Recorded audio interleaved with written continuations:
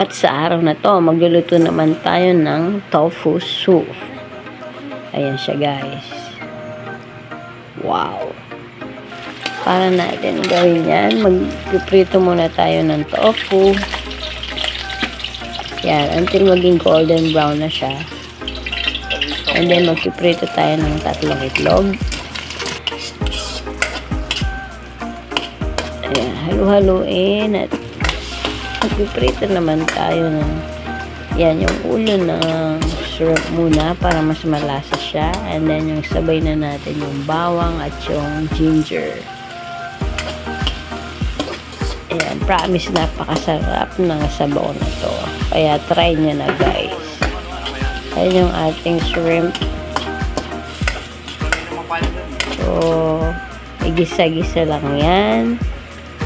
And then, ilalagay na natin yung egg na pinirito natin kanina. Ayan, promise the best ang soup na to.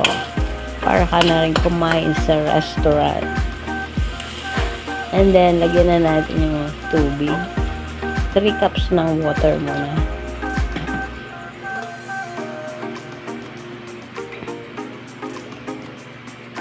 So, yan. Lagyan natin rin yan ng asin syempre. Konting asin. Pag kumukulo na siya, pwede na natin ilagay yung tofu.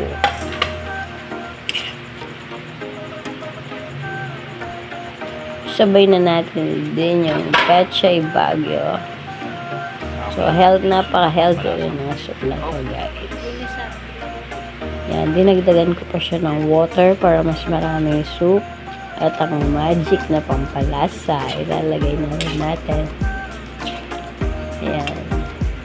Dagdag natin rin dagdag din ako dyan ng onion leaves. Ayan.